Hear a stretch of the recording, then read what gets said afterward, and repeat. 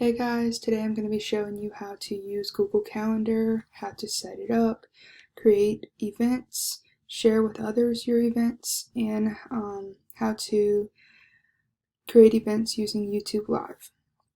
So first I'm going to go ahead and open Google Calendar. So this is what it looks like. What's fun is that you can change it from day, this is day, to week, month, and year, which is pretty cool because it gives you a chance to view everything of how you choose to see it. At the bottom, it also shows you that the different little icons at the bottom with the different colors show just the different types of events. I really like it because it helps me stay organized. So the first thing we're going to do is we're going to go into the Moodle page and we're going to go to the calendar.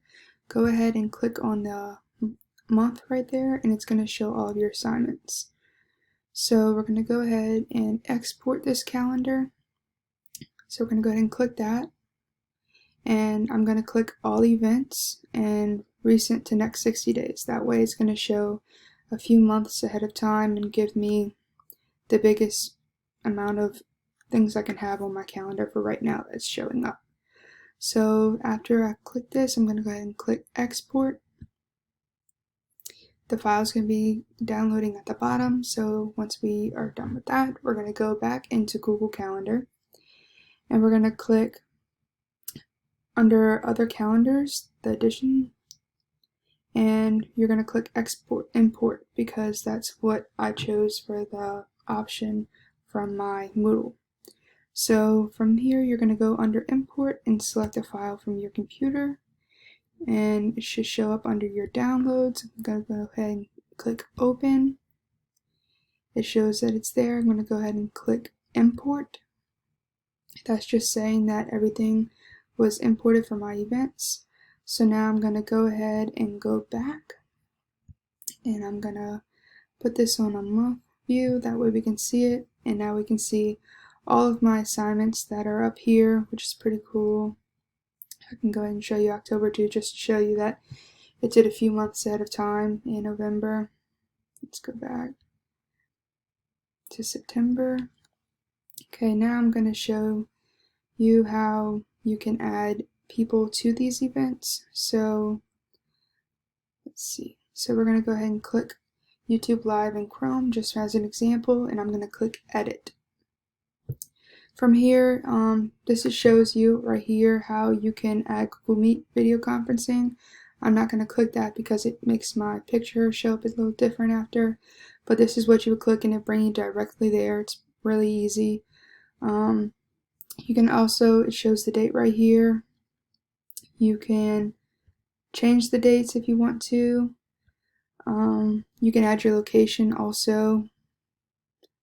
I really wouldn't do that because I don't really see a purpose in it, but you can change it from public to private, which is also pretty cool, and it can show if you're busy or not. So whenever you go in to add people, you can add them from right here. You can use their emails, which is pretty cool too. And then under these guest permissions, which I find is really cool, is that you can, the people who you add, they can invite others so they can see your calendar and see your accessibility.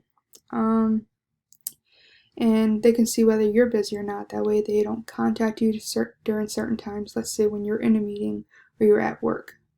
And this is just another little description thing. You can go in right here and add whatever you want, but I'm just going to leave that.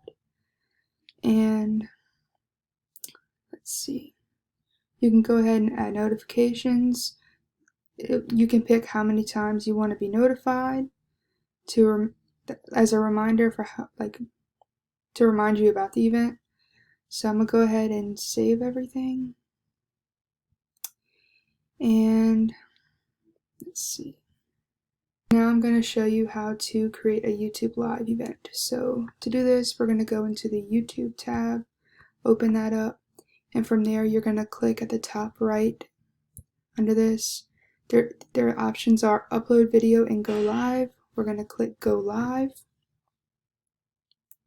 We're going to wait for that to load. Okay, so once we get right here, my picture just does this because it's a double screen, so Sorry for that, but I think it's just something that my computer does. But from here, we're going to go ahead and click on Classic Streaming. And let's see. We're going to, from there, click Events Classic. And it's going to bring us to right here. Okay, from this point, we're going to click Create Live Event. And under here, this is where you can just put in all your information, basic info. The title, you can go ahead and put, I'll just put example. You can choose when to do it. I'm going to go ahead and put mine as in today, I guess 6 p.m. and I can put end time, and I'll just leave it at, you can just click that and it'll change your times, which is pretty cool. I'll go ahead and leave it on there. And you can also change the day for right here too, as well. But you can also make it public, unlisted, or private. I'm going to go ahead and leave it as public because I want people to be able to access this. So under description, I'm just going to put meeting. And you can also put hashtags. I'm not going to put any, but that's just to help sometimes for people to help find what they're looking for, make it a little easier. So from right here, I'm going to press Create Event.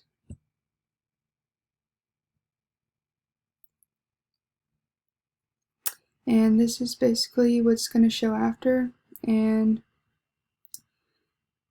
this is how you can, once this is all set up, it allows others to see that you have created an event and makes it visible to others. That way they can be aware of the event that that's going to be happening. So that's basically it. It's really simple, it's easy. That's also how you import your calendar and how you set it up. I'll just quickly show you how to create an event if you want to just by itself. So let's see, we're going to go ahead and click Create. You can add a title. I'm just going for this example, I'm just going to put example KNES video, and I can put it as an event, reminder, or task. I'll go ahead and put it as an event, and then from there you would be able to add your guests to add people to this event, and that's how you would right here show if you want it through Google Meet or another platform. And this is where you can add your descriptions. But that's basically it. It's real simple and easy.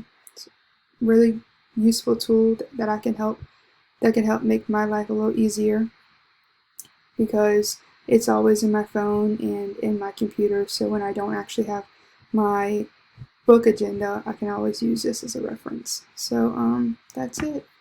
Bye.